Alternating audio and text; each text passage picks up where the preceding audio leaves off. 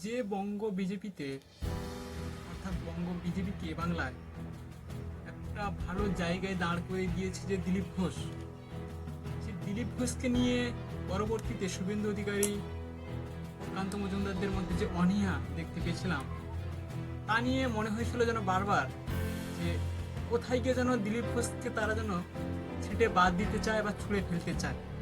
কিন্তু বর্তমান বর্তমান যে বঙ্গ বিজেপির নতুন সভাপতি উঠলেন সমীর ভট্টাচার্য, তিনি বুঝিয়ে দিলেন তার কথায় তিনি ছিলেন, আছেন, থাকবেন। বঙ্গ বিজেপিতে দিলীপের গুরুত্ব একেবারে কোথায় গিয়ে পৌঁছেছে বা কোথায় থাকবে সেটা একেবারে স্পষ্ট ভাষায় বুঝিয়ে দিয়েছেন সমীর ভট্টাচার্য। নমস্কার, আমি দীপাঞ্জন বাড়ি, আপনারা দেখছেন দ্য নিউজ পয়েন্ট বাংলায়। নিউজ পয়েন্ট বাংলায় আপনাকে স্বাগত। প্রিয় দর্শক, বঙ্গ বিজেপির নতুন সভাপতি হতেই একাধিক নয়া সম্ভাবনা নিয়ে আলাপ আলোচনা গুঞ্জন শুরু হয়েছিল। সমীর ভট্টাচার্য নতুন সভাপতি হওয়ার পর ব্যতিক্রমী ভাষণে বুঝিয়ে দিয়েছেন তিনি আসলে সংগঠনে ব্যাপক পরিবর্তন হতে চলেছে।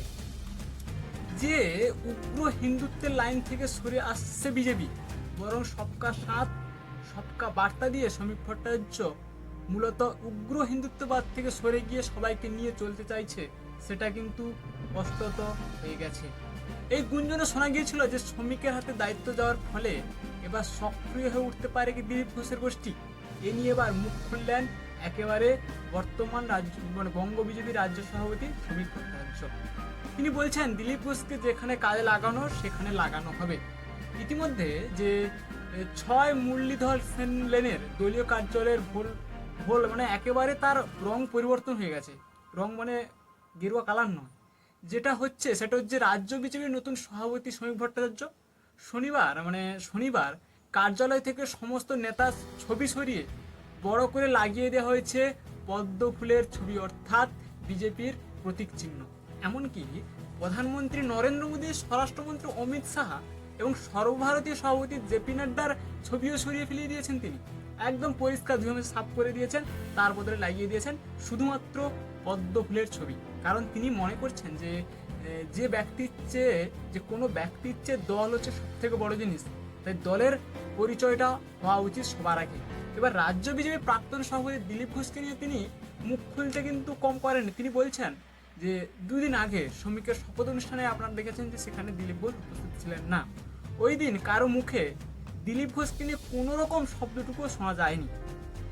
ফলে এই জল্পনা আরো উস্কে উঠেছিল যে তবে কি দলে আর কোনোভাবে দিলীপ ঘোষকে পাত্তা দিচ্ছে না, কোনোভাবে কি পাত্তা দিচ্ছে না। শনিবার তা স্পষ্ট করে দিলেন একেবারে সমীর ভট্টাচার্য নিজে।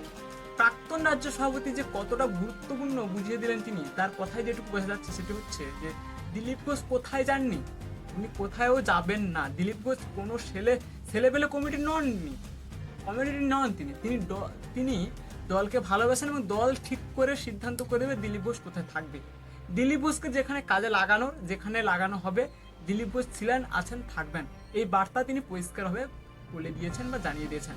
বর্তমান রাজ্য সভাপতির এহেন মন্তব্য আরো স্পষ্ট হয়ে গেল যে গেরুয়া সংগঠনের আদি নেতৃত্বকেই গুরুত্ব দিতে চলেছেন শ্রমিকের বর্তমান রাজ্য সভাপতির নেতৃত্বে। কি বলবেন প্রিয় দর্শক?